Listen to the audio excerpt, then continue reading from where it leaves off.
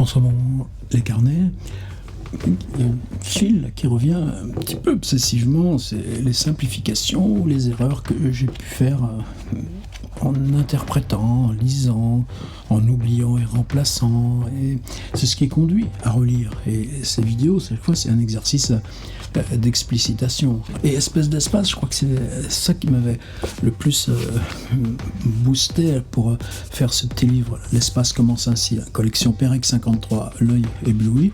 Et donc j'avais droit à 53 pages sur les questions que je me pose, les choses non résolues, les choses non résolues par Perec aussi, les petites fissures, dans espèce d'espace. Ou à l'inverse, qu'en quoi il nous propose là des espaces libres à penser nous, mais que lui n'investit pas à cette politesse de publier ailleurs, comme la vie mode d'emploi est hors espèce d'espace alors que le projet en est là, comme son lieu au pluriel est annoncé dans espèce d'espace mais se publie ailleurs, plus pensée classée, les cas infraordinaires, etc. Et j'étais parti hier sur ce fragment dans son chapitre Le Monde. Alors paradoxalement, c'est un chapitre très bref, qui est juste à la fin du livre, juste l'avant-dernier petit chapitre, 3 pages avant l'espace, comme si le monde était juste un petit seuil ou une petite restreinte avant de passer à l'espace. Et il y a cette phrase à la fin, comme retrouvaille d'un sens, perception d'une écriture terrestre, d'une géographie dont nous avons oublié que nous sommes les auteurs. Et cette écriture terrestre, c'est les pas qu'on a sur la Terre. Et c'est en relisant ces 3 pages que j'ai voulu reprendre ce tout premier paragraphe. Le monde est grand, des avions le sillonnent en tous sens, en tout temps, voyager, point. Et puis là, voilà, le tout premier paragraphe. On pourrait s'imposer de suivre une latitude donnée, Jules Verne, les enfants du capitaine Grant, ou parcourir les États d'Amérique en respectant l'ordre alphabétique. Jules Verne, le testament d'un excentrique, ou en liant le passage d'un État à un autre à l'existence de 2 villes homonymes. Michel Butor, Mobile. Alors ce passage, pourquoi pas? Par exemple, suivre une latitude donnée. Moi, je repensais à ce grand voyage de Mike Horn tournant autour de l'équateur et avec sa simplicité de baroudeur, quel rêve d'aventure il nous donne. Il nous redonne la haute échelle, justement, du monde, infiniment grand à l'échelle de la planète, malgré tout le mal qu'on peut y faire. Et puis, la dureté, où ça peut être pour un individu seul, eh bien, de s'affronter encore à cette part d'aventure, d'y risquer sa peau, mais sur un autre mode plus dandy, je dirais, ou pourquoi pas excentrique. Je pense à Patrick Deville, qui passe l'essentiel de son temps là, à Saint-Brévin, Saint-Nazaire, avec cette maison, cette mythe là qu'il a fondée avec ses bureaux là où on découvre l'océan là tout au et qu'on le surplombe, et qui a entrepris depuis très longtemps, justement, lui, un voyage circulaire autour du monde, et à chaque fois, il installe un livre, au Cambodge, en Afrique, au Mexique, et c'est passionnant, l'entreprise de Ville. Et le dernier, sur la Polynésie, wow, ça change tout, le regard, et il explore aussi bien les bibliothèques que, lui, se débrouillait, parce qu'il sait y faire, de trouver quelques subsides pour aller se rendre sur place, et puis y résider 2 mois. Moi, je ne sais pas trop ces luxes-là, mais chapeau à l'ami Patrick Deville. Alors évidemment, tout d'un coup, le testament d'un excentrique. Alors moi, il y a toujours ce truc de dire, Jules Verne, forcément je l'ai lu en entier, j'ai dû lire probablement plusieurs fois toute l'œuvre. Oui, mais il y en a toujours qui échappent sur 80-90. Et puis non seulement ils échappent, mais en gros, quand tu relis, c'est comme Balzac, tu recommences un petit peu toujours les mêmes. Donc il y a des zones là, qui deviennent comme les zones blanches inconnues. Alors, le testament d'un excentrique. Alors, et puis, évidemment, il y a toujours aussi quelque chose, non pas d'un petit peu dubitatif, mais s'il y a certains Jules Verne que tu laisses un peu à distance et que d'autres, au contraire, les 500 millions de la Begum, la Jangada, tu laisses venir tout près de toi, c'est que peut-être lui, c'est des livres dans la quantité qui sont un peu plus ternes ou qui n'ont plus, en remontant leur énoque, leur pertinence d'imaginaire. Alors, testament d'un excentrique, franchement, j'avais oublié. Mais alors, quand Perec te dit « ou parcourir les États-Unis d'Amérique en respectant l'ordre alphabétique », et j'aurais loupé ça, moi. Alors évidemment, tout de suite, Jules Verne, moi je l'ai toujours sur mes Kindle, etc. Forcément, c'est des choses qui t'accompagnent. Le testament d'un excentrique. Alors flashback, vous vous souvenez, enfant, d'avoir... Oh, tais-toi là, voisin, avec ton chien Neptune, là. Allez, le temps qui règle son podomètre, sa montre connectée, le chien est attaché à son nombril. Salut mon Vincent, allez, bon trip. Neptune est parti parce qu'il y avait le facteur qui passait avec sa mobilette qui fait pas de bruit puisque c'est un petit tricycle électrique qui s'appelle Jérôme, mon facteur. Ça y est, on a retrouvé le calme, je suis obligé de laisser un petit peu la porte entrouverte. Les jeux de loi. Alors, les jeux de loi, c'est très ancien, mais c'est une tradition française dans la vieille tradition anglaise, et Samuel Beckett le sait. Regardez le Dépeupleur, c'est un jeu qui s'appelle Snakes and Ladders. Alors Snakes and Ladders, tu avances, pareil, avec des dés, tu arrives à une case, hop, tu as une échelle, tu montes, tu gagnes des cases, mais après tu arrives, oh, il n'y a que d'un serpent, vroom, ça te envoie en arrière, mais c'est un petit peu le même principe, sauf que le jeu de loi, c'est une tradition française, et il y en a des magnifiques. Et j'ai ouvert juste là sur en Google, jeu de loi ancien, et il t'en vient, mais depuis le XVIIe siècle. Alors nous, quand on joue, alors tu sais le principe, tu lances 2 dés, et les dés t'envoient un certain nombre de cases, et puis selon ce que tu tombes, eh bien, soit tu avances, tu mets ton petit pion, ta petite volaille en porcelaine à cet endroit-là. Moi, je n'ai pas de vénération particulière pour les oies. Je considère que c'est un truc un peu bête et dangereux, les oies. Mais il ne faut pas le dire, c'est pas le truc aujourd'hui. Et puis, quelquefois, tu tombes. Alors, il y a une prison, comme il y aura plus tard au Monopoly, ils n'ont rien inventé. Ou bien, il y a une hôtellerie, ou bien, il y a un puits. Et puis, quand tu arrives tout au bout, à la 63e case, ça c'est rigoureux, si tu la dépasses, il faut que tu reviennes en arrière. Et donc c'est compliqué de gagner au jeu de loi. Il faut tomber pile sur la 63e case. Fin de la digression. Jeu de loi. Et c'est comme je viens de vous le dire. Jeu de loi ancien, tu entres ça sur ton moteur de recherche, tu fais cliquer image, et en voilà une si belle gerbe. Jules Verne, non. Alors, excentrique, testament d'un excentrique, c'est quoi un excentrique pour Jules Verne qui ne l'est pas excentrique, sauf dans sa tête, hein. Eh bien, c'est un millionnaire. Alors, un millionnaire au 19e siècle, c'est largement un milliardaire pour nous. C'est comme ça qu'il faut se représenter. Mais ces milliardaires, c'est une espèce rare, non, même en France, tu peux facilement les dénombrer, et t'as qu'à voir comment dans cette exacerbation là, de la misère d'un côté, de ce qui pèse, de ce qui érode les couches moyennes de l'autre, et puis cet écartèlement de la culture, et puis là-haut, là, tous ces Bolloré, ces machins-là qui prétendent tirer les ficelles, on n'en est pas débarrassé de ces questions.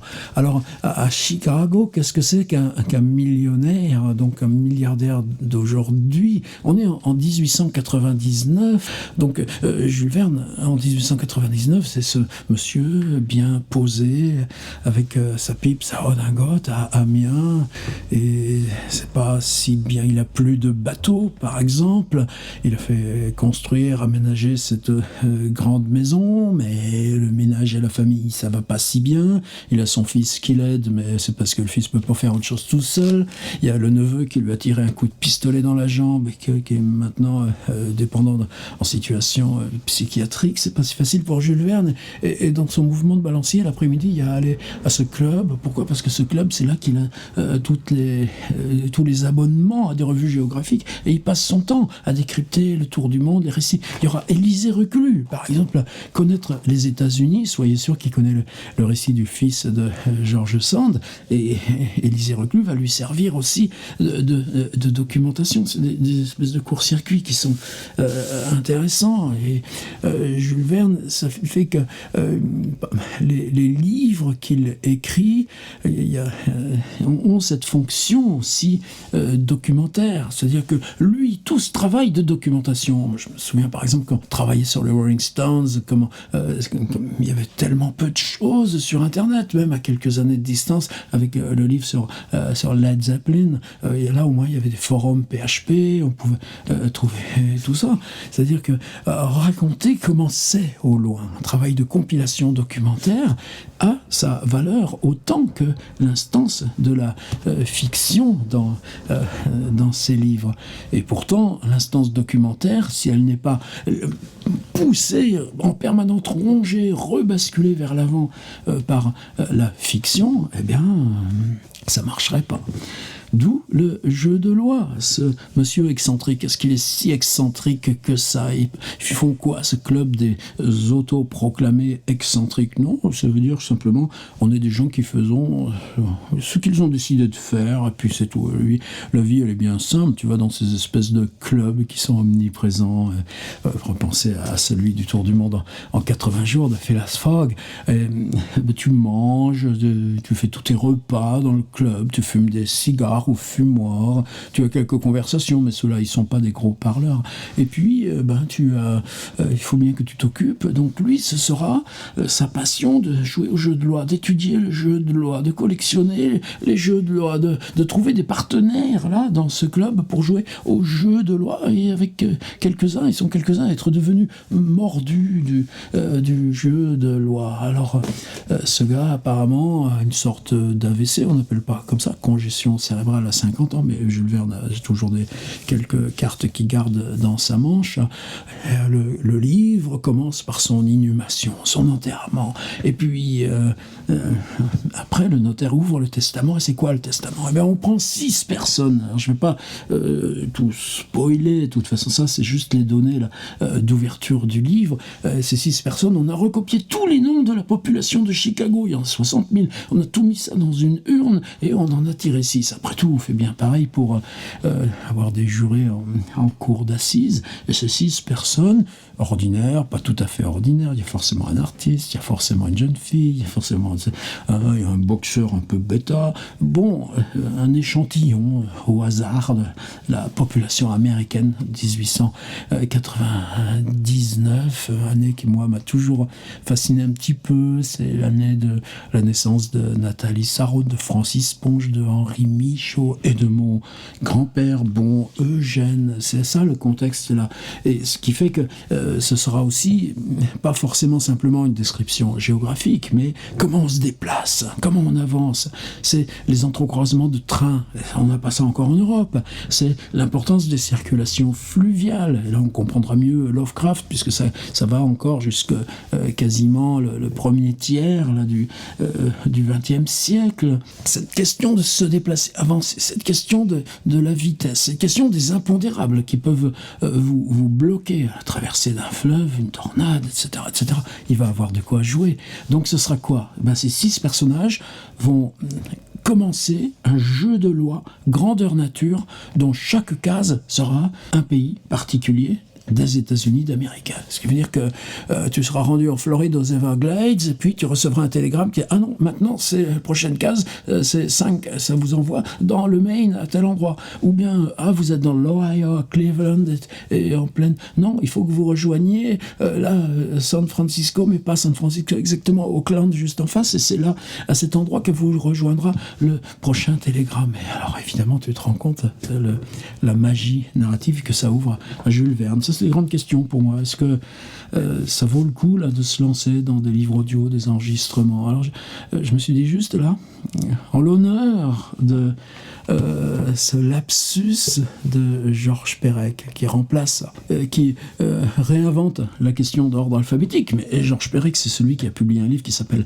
Alphabet. Alphabet, vous savez, vous avez 11 séquences de 11 poèmes, chacun composé de 11 vers. Chaque vers étant composé des 11 lettres les plus fréquentes de l'alphabet, plus une autre choisie avec un algorithme d'ordre 11 parmi les 15 restantes. Et Alphabet, avec ces contraintes-là, c'est peut-être le livre le plus autobiographique, celui où il y a le plus de secrets concernant Georges Perec. Dans cette question d'alphabet et d'ordre alphabétique, il n'en est pas du tout indemne, lui qui passe son temps à faire des mots croisés de 10 sur 10 avec une seule case noire, et c'est comme ça qu'il gagne sa vie avec le magazine Le Point. Donc il élimine le jeu de loi. Et cette curiosité là d'un jeu typiquement français qui sert d'organisation à un roman, énorme, mais un roman où la fonction documentaire, d'écrire toutes ces petites villes, ces minuscules villes, tous ces modes de transport, toutes les attentes, toutes les durées, les hôtels, testament d'un excentrique. Toute une ville en joie. Un étranger, arrivé dans la principale cité de l'Illinois, le matin du 3 avril 1897, aurait pu à bon droit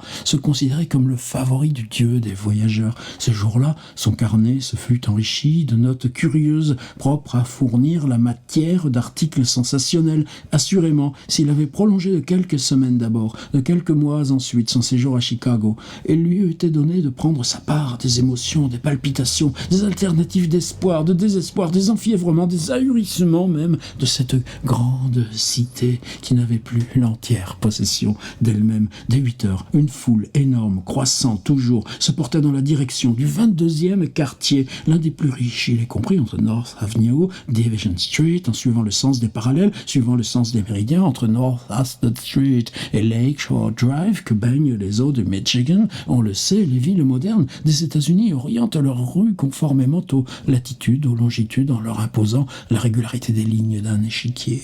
Et donc, disait un agent de police municipale de faction à l'angle de Beethoven Street et de North Wall Street, est-ce que tout le populaire va envahir ce quartier? Un individu de haute taille, cet agent d'origine irlandaise, comme la plupart de ses collègues de la corporation, brave gardien, en somme, qui dépense le plus gros d'un traitement de $1000 à combattre l'inextinguible soif, signe naturel aux natifs de la verte Erin. Ce sera une profitable journée pour les pickpockets, répondit un de ses camarades, non moins grand, non moins altéré, non moins irlandais que lui. Aussi, reprit le premier, que chacun veille sur sa poche, il ne veut pas la trouver vide. Et cependant, quel encombrement menaçait ce 22e quartier, si la moitié seulement de la population chicagoise s'y transportait. La métropole ne comportait pas alors moins de 1700 000 habitants, dont le 5e environ né aux États-Unis, l'Allemagne pouvant réclamer près de 500 000, l'Irlande à peu près autant. Quant au reste, les Anglais et Écossais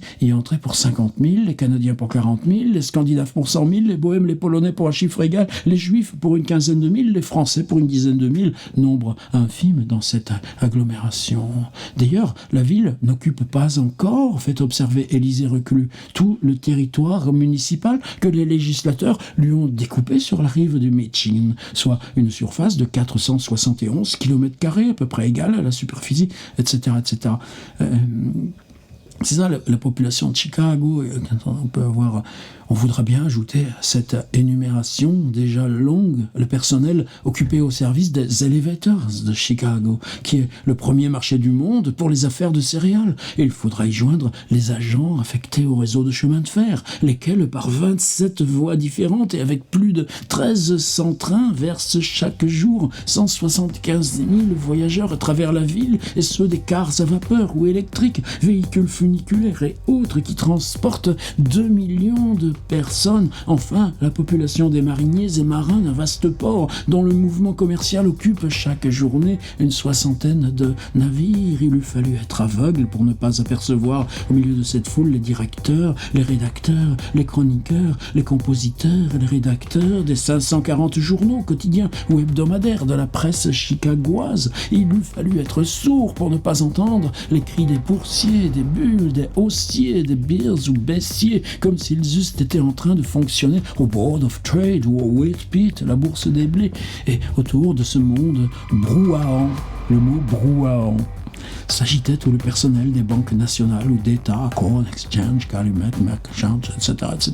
Voilà, petit début du testament d'un excentrique de Jules Verne, dont Georges Perec se souvient pour cette incursion, cette immersion, là, en quelques pages dans la grande ville de Chicago.